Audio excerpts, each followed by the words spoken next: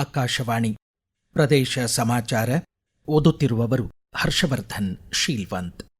ರಾಜ್ಯ ಉಚ್ಚ ನ್ಯಾಯಾಲಯದ ಮುಖ್ಯ ನ್ಯಾಯಮೂರ್ತಿ ವಿಭು ಬಾಖ್ರು ಉಚ್ಚ ನ್ಯಾಯಾಲಯದ ಧಾರವಾಡ ಪೀಠಕ್ಕೆ ಪ್ರಥಮ ಬಾರಿಗೆ ಭೇಟಿ ನೀಡಿದ್ದಾರೆ. ಧಾರವಾಡ ಉಚ್ಚ ನ್ಯಾಯಾಲಯ ಪೀಠದ ವಕೀಲರ ಸಂಘದಿಂದ ಸನ್ಮಾನಿಸಲಾಯಿತು. ಈ ಸಂದರ್ಭದಲ್ಲಿ ಮಾತನಾಡಿದ ಅವರು, ನ್ಯಾಯಾಂಗದ ಆಡಳಿತದ ಬಗ್ಗೆ ಸಮೀಕ್ಷೆ ನಡೆಸಿ ಬದ್ಧತೆಯಿಂದ ಪರಿಹರಿಸಲು ಕ್ರಮ ಕೈಗೊಳ್ಳುವುದಾಗಿ ತಿಳಿಸಿದರು. ರಾಜ್ಯದ ಗ್ರಾಮ ಪಂಚಾಯಿತಿಗಳ ಅರಿವು ಕೇಂದ್ರಗಳಲ್ಲಿ 79ನೇ ಸ್ವಾತಂತ್ರ್ಯ ದಿನಾಚರಣೆ ಮತ್ತು ವಿಜ್ಞಾನ ಚಟುವಟಿಕೆಗಳೊಂದಿಗೆ ಮಕ್ಕಳಿಗಾಗಿ ಕಾರ್ಯಕ್ರಮ ರೂಪಿಸಲಾಗಿದೆ. ಆಗಸ್ಟ್ ತಿಂಗಳು ಪೂರ್ತಿ ಸ್ವಾತಂತ್ರ್ಯೋತ್ಸವದ ಅಂಗವಾಗಿ ಮಕ್ಕಳಿಗೆ ದೇಶಪ್ರೇಮ ಮೆರೆವ ಪ್ರೇರಣಾತ್ಮಕ ಹಾಗೂ ವೈಜ್ಞಾನಿಕ ಚಟುವಟಿಕೆಗಳನ್ನು ಆಯೋಜಿಸುತ್ತಿರುವುದಾಗಿ ಪಂಚಾಯಿತಿ ರಾಜ್ ಖಾತೆ ಸಚಿವ ಪ್ರಿಯಾಂಕ್ ಖರ್ಗೆ ತಿಳಿಸಿದ್ದಾರೆ. ಪ್ರಧಾನಮಂತ್ರಿ ಪರೀಕ್ಷಾ ಪೇ ಚರ್ಚಾ ಕಾರ್ಯಕ್ರಮದಲ್ಲಿ ಪಾಲ್ಗೊಳ್ಳಲು ಕಳೆದ 1 ತಿಂಗಳಲ್ಲಿ ದಾಖಲೆಯ ಅರ್ಜಿಗಳು ಸಲ್ಲಿಕೆಯಾಗಿದ್ದು ಗಿನ್ನೀಸ್ ವಿಶ್ವ ದಾಖಲೆಗೆ ಪಾತ್ರವಾಗಿದೆ. ಶಿಕ್ಷಕರು, ವಿದ್ಯಾರ್ಥಿಗಳು ಹಾಗೂ ಪಾಲಕರೊಂದಿಗೆ ಪ್ರಧಾನಮಂತ್ರಿಯವರು ನೇರವಾಗಿ ಸಂವಾದ ನಡೆಸುವ ವಿಶಿಷ್ಟ ಕಾರ್ಯಕ್ರಮ ಪರೀಕ್ಷಾ ಪೇ ಚರ್ಚಾ. ಕಲ್ಯಾಣ ಕರ್ನಾಟಕದ 7 ಜಿಲ್ಲೆಗಳಲ್ಲಿ ಶಿಕ್ಷಣದ ಗುಣಮಟ್ಟ ಸುಧಾರಿಸಲು 14 ಹೊಸ ಶಿಕ್ಷಣ ಕ್ಷೇತ್ರಗಳನ್ನು ಸೃಜಿಸುವಂತೆ ಕೋರಿ ಶಾಲಾ ಶಿಕ್ಷಣ ಖಾತೆ ಸಚಿವ ಮಧು ಬಂಗಾರಪ್ಪ ಅವರಿಗೆ ಗ್ರಾಮೀಣಾಭಿವೃದ್ಧಿ ಖಾತೆ ಸಚಿವ ಪ್ರಿಯಾಂಕ್ ಖರ್ಗೆ ಪತ್ರ ಬರೆದಿದ್ದಾರೆ.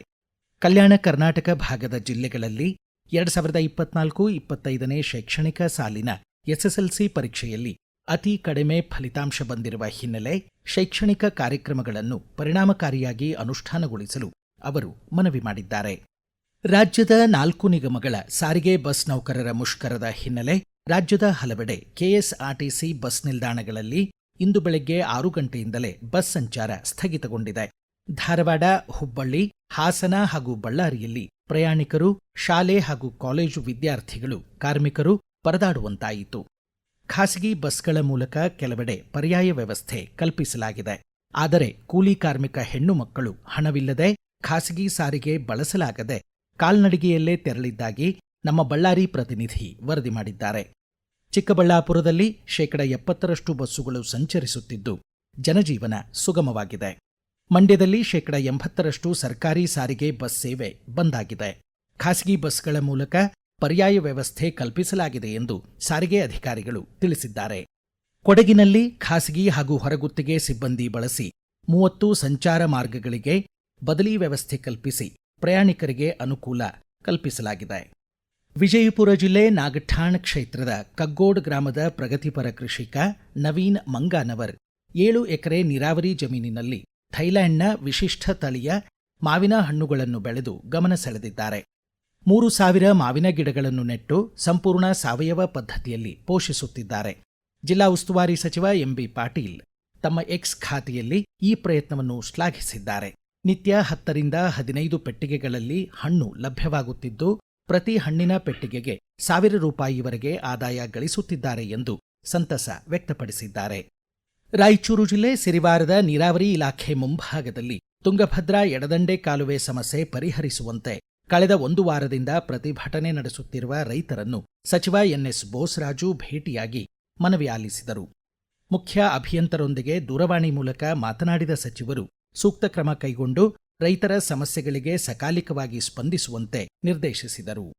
ಕಾಡಂಚಿನ ಗ್ರಾಮಗಳಲ್ಲಿ ಕಾಡಾನೆ ಹಾಗೂ ಮಾನವ ಸಂಘರ್ಷ ನಿಯಂತ್ರಿಸಲು ಕಳೆದ 2 ವರ್ಷಗಳಲ್ಲಿ ರಾಜ್ಯಾದ್ಯಂತ 115 ಕಿಲೋಮೀಟರ್ ಉದ್ದದ ರೈಲ್ವೆ ಕಂಬಿಗಳ ತಡೆಗೋಡೆ ನಿರ್ಮಿಸಲಾಗಿದೆ ಎಂದು ಅರಣ್ಯ ಖಾತೆ ಸಚಿವ ಈಶ್ವರ್ ಖಂಡ್ರೆ ತಿಳಿಸಿದ್ದಾರೆ. ಮೈಸೂರು ಜಿಲ್ಲೆ ಹುಣಸೂರು ತಾಲೂಕು ವೀರನ ಹೊಸಹಳ್ಳಿಯಲ್ಲಿ ಅವರು ಮಾತನಾಡಿದರು. 500 ಕೋಟಿ ರೂಪಾಯಿ ವೆಚ್ಚದಲ್ಲಿ 193 ಕಿಲೋಮೀಟರ್ ಉದ್ದದ ರೈಲ್ವೆ ಕಂಬಿಗಳ ತಡೆಗೋಡೆ ಅಳವಡಿಕೆಗೆ ಅನುಮೋದನೆ ನೀಡಲಾಗಿದೆ ಎಂದರು.